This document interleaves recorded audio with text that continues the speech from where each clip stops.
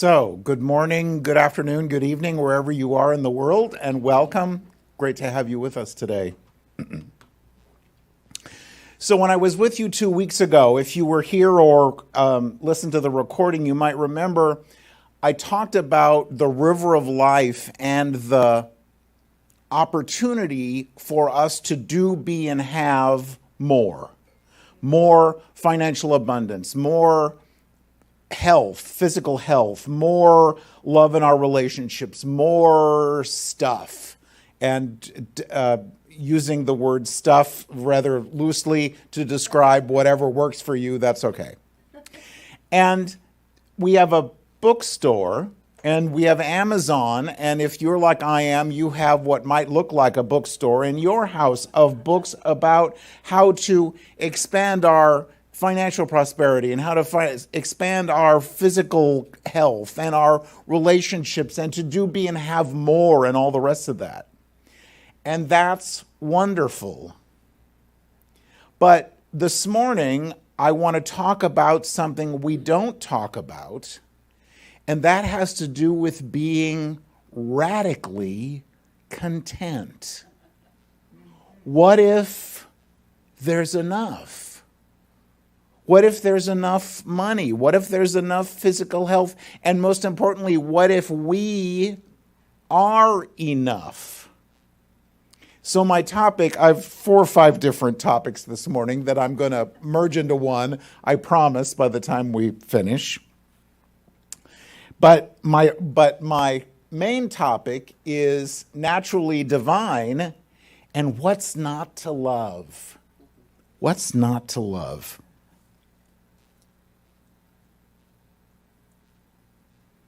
A quote from the Science of Mind textbook. There is that within every individual which partakes of the nature of the universal wholeness, and insofar as it operates God.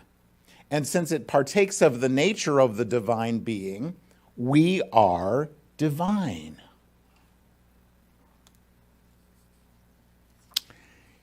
So I was thinking about me.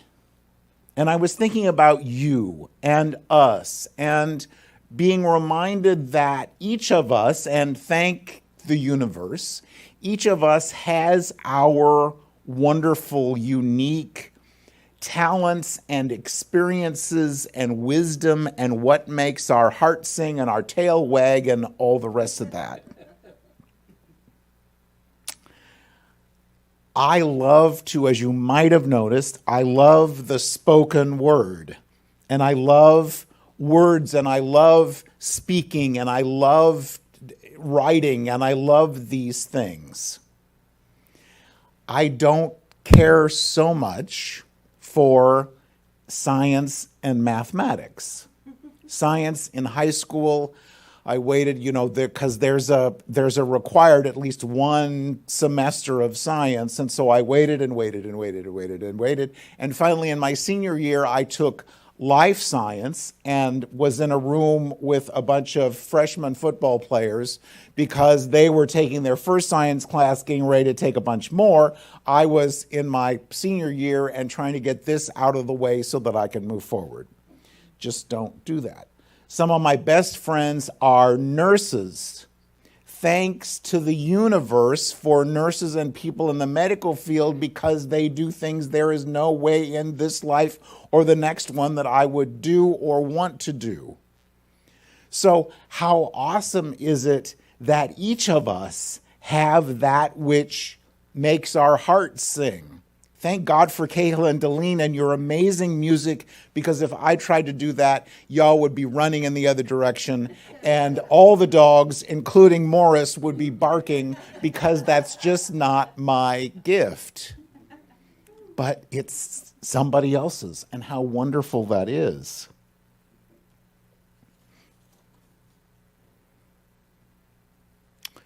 Because otherwise, we'd all be doctors. And we'd have no musicians. Or we'd all be musicians and have no doctors and no ministers and all the rest of that. So you get the point of that. So, and I've quoted him before and I will again, but remember The Four Agreements by Don Miguel Ruiz. And he starts out the book talking about our domestication and how we're born. And here we are. Oh boy. The world revolves around me. Everyone is here to serve me. Everything is wonderful. And when I need something, I'm going to ask for it, probably at the top of my lungs. And this is how it is, and everything is wonderful, and everything is beautiful, and it's just no thing. And then we start to get domesticated, and we start to learn how it is, and learn how it should be, and learn that, well, what do you mean the world doesn't revolve around me? No, sadly, it doesn't. If you come from traditional Christianity, you might remember the teaching about original sin and how Adam and Eve, and it was a sunny day in the Garden of Eden, 70 degrees, mostly sunny, a few scattered clouds, but no chance of rain because they didn't have that in the Garden of Eden. And everything is lovely. And then there was the thing with the serpent and the apple, and then they got booted out, if you take it literally, and I'm paraphrasing, obviously. They got booted out of the Garden of Eden, and so we, the collective we, inherited that original sin. And so when a baby is born, gets smacked on the butt, and things start to go downhill from there because of this belief in that we're all born sinful. Now, it's been some number of years since I've been in New Thought, and probably for you as well, but do we still carry any kind of residue with us about that we're somehow that we're somehow wrong, that we're somehow bad, that we're somehow less than what we could be or should be? Or are we recognizing that we really are and always have been the essence, expression, and experience of spirit, that we really are divine?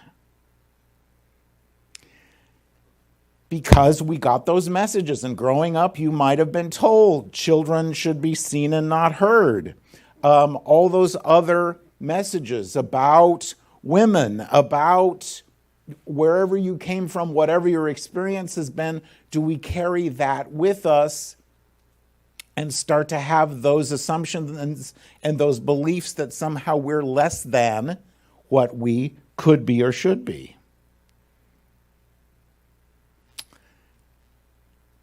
My family was amazing. My family was loving and nurturing and welcoming, and all they wanted me to be was happy. But I carried the shoulds. My favorite word. Isn't that your favorite word? Yeah. If we could take a word out of the dictionary and send it into space, that would absolutely be the one. But growing up, we should, and you might have come from a family that everybody was a doctor, and so you need to grow up and be a doctor. You need to grow up and do something, or marry someone, or get a college degree and do something. Well, but what if that's not what we had in mind? What if that's not what made our hearts sing? What if we were, and to extend that, what if we were the black sheep, or in some cases, the rainbow sheep? You've heard that expression about being the black sheep. And in case you haven't, or just as a review, the black sheep is a member of the group or family regarded sometimes as a disgrace, an embarrassment, a ne'er-do-well, the odd one out. Black sheep in pre-industrial days were not as valuable as white sheep because, and quite possibly because, white wool could be dyed into any color, whereas black wool could not. So if you had a black sheep, that sheep was not as valuable as a white sheep. So what if we were the black sheep in the family? If our choices didn't fit in with what it was assumed we'd do? If the color of our wool was different from everybody else's, did we carry that belief that somehow we're less than? And now, 20 or 30 or 40 or 50 or 60 or 70 years later, are we still carrying that belief somehow that we're not quite as divine as everybody else? Or do we recognize that because each of us is on our own path, there's nothing that can take away from this divinity? So we talked 2 weeks ago about we want more, and we have the bookstore full of books about greater prosperity and greater abundance and greater this and that, and we need to go and get the next degree. We need to go and take the next class. We need to go and get the better job and the better relationship and all the rest of that. And that's great. But is it okay to be okay? Is it okay to be exactly where we are? Is it okay to be radically content?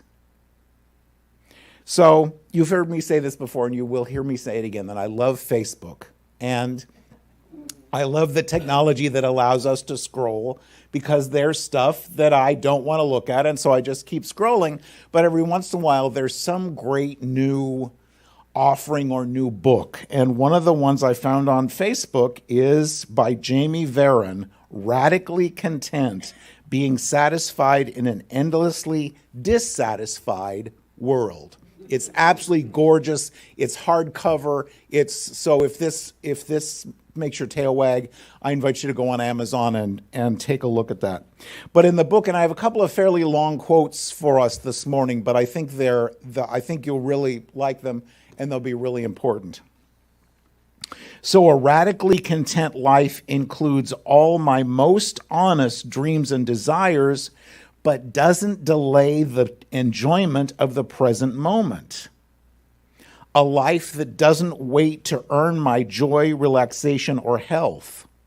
A life that isn't out of balance, skewed in favor of trying to accomplish my way into self-worth. Let that sink in. I'll be okay as soon as. I'll be acceptable as soon as. In that sense, contentment is not about living without dreams or hopes, not complacency, not settling. It's about living fully expressed, not delaying my joy for the promise of some future check mark that society has told me to want. When you're content with where you are, it doesn't make you less motivated. It makes you motivated by the right things. Love, passion, enjoyment, genuine desire, and again, you aren't striving for worthiness. Being satisfied in my life as it is right here, right now, gives me open, fertile space to transform and grow. Achievement, dreams, accomplishment, all of that becomes the cherry on top of an already wonderful life. It's absolutely possible to be both ambitious and content. Right? Wow. We aren't striving for worthiness. How many of us look at our lives and say, I'm good, I'm pretty good, but I'll be really good as soon as I get the garage cleaned out, or as soon as I find the new job, or as soon as I find the new relationship, or as soon as my bank balance hits 7 digits, or whatever the case might be. Do we postpone our awareness of our divinity until something outside ourselves happens? Or do we recognize that in this moment, we are already worthy of whatever it is? Great point. Thank you. Do we keep getting stuff, keep buying stuff? Or do we allow ourselves to, and if you do, that's okay. That's why God made QVC and HSN and Amazon. Do you have the Amazon app on your phone? That was one of the, right? That was one of the, no, it wasn't a mistake of my life, but it's just, I'm thinking about this, or I'm talking about this. Gee, I wonder if Amazon has it. Click, click, and it magically appears. The nice people at Amazon bring it and drop it at the front door tomorrow because I have Amazon Prime. Dangerous, dangerous. Cool. Oh my God. Amazingly cool, but just, interesting. How are we with our enoughness? I didn't know that was a word, and then I was reading something, and they had that word published. So if I've used it and somebody else has used it, then it's a word, right? Go with me on that. But so often we start our days out with not enough sleep, not enough coffee, not enough time, not enough money, not enough patience, not enough, and then we become not enough, and we continue. And if you've had this experience, you know, the day continues in lack and struggle and not enoughness, versus if I don't get off the chair today, I am enough, because it has nothing to do with what I do and everything to do with who I am. And when I recognize that I am the beloved, there isn't anything that I have to do, because I'm already enough. So in the book, Jamie writes about settling. And that's an affirmation for us. I don't want to settle for McDonald's when I could have Olive Garden. I don't want to settle for this because when I could have this. But there's a difference between settling and settling in. And so I have one more quote for you from the book. We forget that if we're always afraid of settling, that means we're never settling in. Settling is not a place or a configuration of life, it's a feeling. When we have unspent dreams within us, when we aren't living honestly to our truest selves, when we are hiding parts of ourselves away, when we're neglecting to honor our deepest desires, that is a life that feels like settling. Where I think we get it wrong is when we ascribe a definition to settling that is based on someone else's life. And instead of living based on what feels most true to us, we think not settling is simply acquiring what that other person has. And when we use other people's definitions, we are taken directly out of our own life, out of our own truth. Because society gives us a map. A friend group gives us a map. Parents, children, church can give us a map. Everyone's trying to give us a map for how life should be and how, there's that word again, and what life looks like and what a success is and what we should do, be, and have. Paraphrasing slightly there. But if you don't create your own map, you'll follow someone else's path. When you follow that map, when you get all the things you thought you were supposed to have, when you fulfill their dreams and needs, when you sit there surrounded by the life that was supposed to make you happy, that can feel like settling. The life you most want is the one you decide on. Ever done that? Ever done? And then all of a sudden, someday, the divine discontent says, well, this was interesting. Let's get out of this and live the life we came here to live.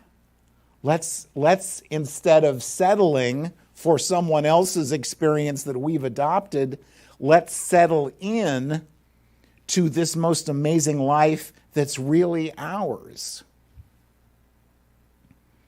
So settling in to the life that I want, the relationship, the work, the experience, whatever it is. In the business world, and perhaps other places as well, there is an expression that is with them. What's in it for me? And if you're in sales, there has to be somehow, in all the sales training that I've been through, you have to be able to talk about the with them. So why should I buy that? Why should I do that? Why should I go there? There's got to be that with them. And it's so important for us to ask that of ourselves. When I think about this, when I feel this, when I do my affirmative prayer, my spiritual mind treatment, and accept this, is this really mine to do? Or am I doing this because somebody suggested, well, you should, or you need to, or whatever the case might be? Or is this mine to do? This radically content experience allows us to be content in this moment. I mean, life in La Mesa, Greater San Diego County, is pretty amazing. We didn't dodge thunderstorms to get here this morning.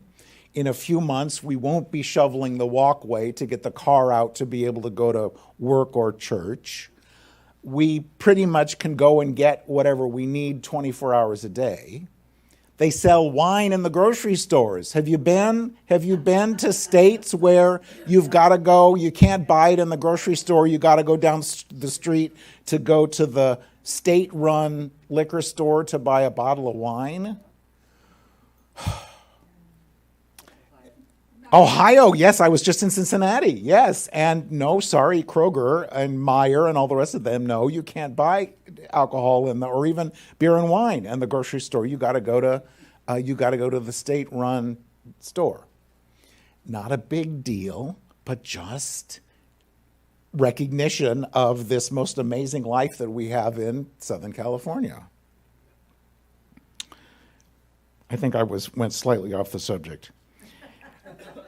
So in this experience of radically content, can we be content with the past? Or are we still carrying resentment and regret? I was in Cincinnati, of all places, last weekend and spoke at Unity of Garden Park. Absolutely wonderful congregation, amazing people.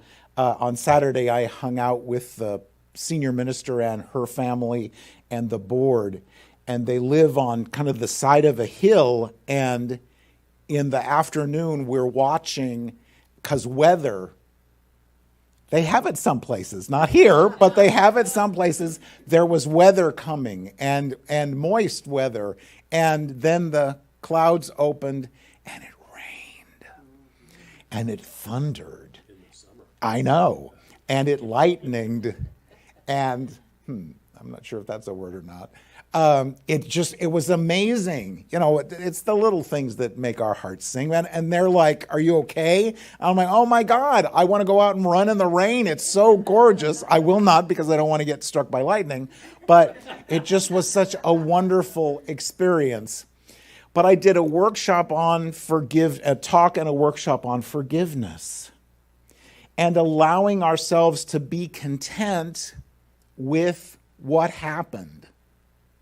Forgiveness allows us to do that. Not forgetting, but forgiving. Forgiving allows us this radical contentment with the past. And content with the present. After we leave this morning, I'm going to go home to my wonderful place and kiss the dog. And life is good. Absolutely, life is good.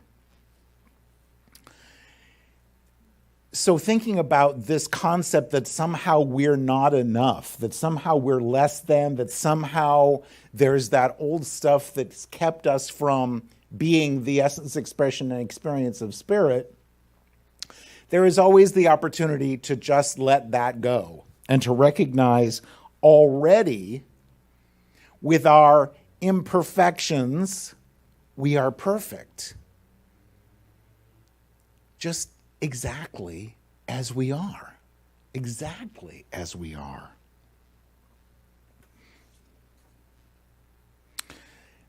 What do we say about all this? What do we say about ourselves?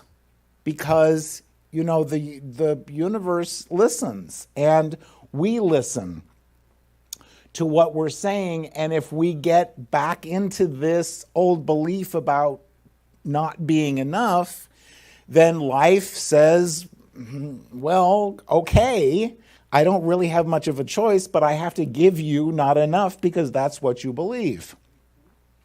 And you might be familiar with one of my favorite quotes from Scientific Christian Mental Practice by Emma Curtis Hopkins. Right near at our hand is the heavenly city. While we have called it distant, could we expect it to be near? Right here, visible to us, is the heavenly land. Could we expect it to show us its beauties if we talk of it being invisible? Right now, you are wise and immortal, free, strong, and at peace. Can you expect to feel your true nature and delight in your estate if you keep talking and thinking of how little you know, how mortal flesh and blood are, and how unhappy you are? Spirit is truthful and takes us at our word. The Spirit supposes nothing. It believes all things. Spirit brings fountains of power to all words of I am and I will. So what do we say about ourselves? What do we say about our lives? Because the universe, Emma said so. The universe always says, oh, okay, there you go. So this afternoon, go clean out the garage, go clean the kitchen, go make the bed, go do the laundry, or go and sit down and watch Golden Girls. Whatever works for you, but your choice has absolutely nothing to do with your divinity and your belovedness. The mere fact of us, the mere fact of you, is that we are the beloved.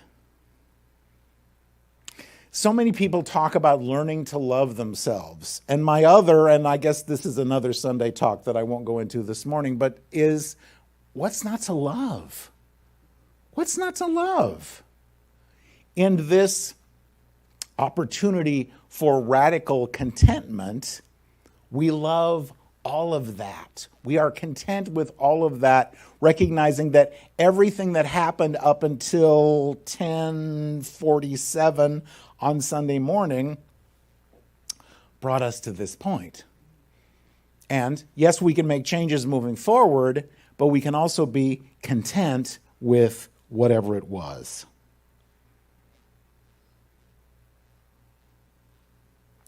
And those chapters in our life brought us to this point. So in this contentment, we get to decide how we're going to move forward and decide if what we're bringing with us, our physical possessions, as well as our memories and our judgments and our shoulds and all the rest of that, if all of that makes us content, makes us happy, makes our tails wag.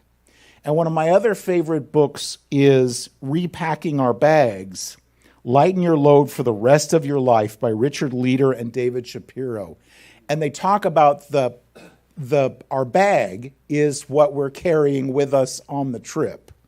And it's the memories and the stories and the beliefs and the stuff, again, using a purely spiritual term, all the physical possessions, but all the beliefs and everything else. And one more quote for you this morning.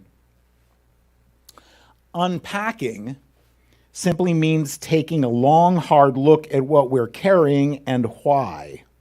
Seeing if our possessions, relationships, work, and purpose are still helping us move forward or if they're dragging us down. Repacking, then, is the ongoing and continuous activity of reflection and choice. Rearranging our priorities, reframing our vision of the good life, and recovering a new sense of being alive. As we revisited packing in word and deed, it came into sharper focus than ever before that repacking is indeed a cradle-to-grave process, one that we must revisit regularly in order to keep growing. Maybe you, back in the day, had a large family and you cooked, and you have cooking tools and the big Cuisinart or the big KitchenAid mixer and all the pots and pans and all the rest of that, and you don't really do that anymore. At some point, it becomes clutter, and it's the opportunity to release that because in our contentment, we don't need that anymore.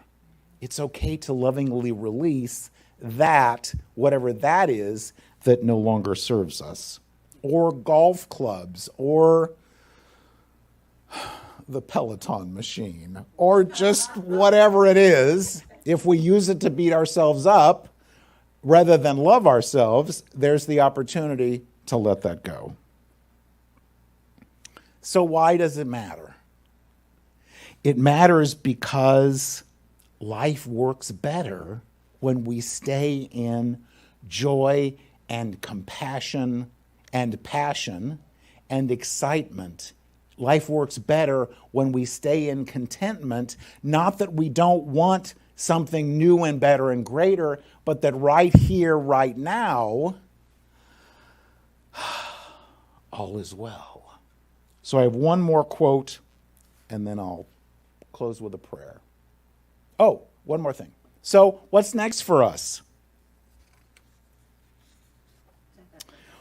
Frolic, gratitude, service, frolic, offering love, new hobbies, and frolic. Now, you might have noticed there's repeat here twice or three times, and how important it is for us to recognize what that means for us and to act accordingly, because that's what we came here to do. So, in closing,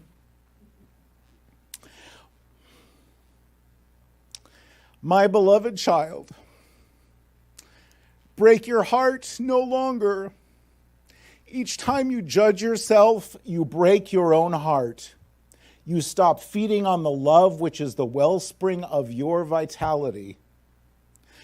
The time has come, your time, to live, to celebrate, and to see the goodness that you are. Do not fight, let go, and breathe into the goodness that you are. So with that in mind, join me in the light for just a moment.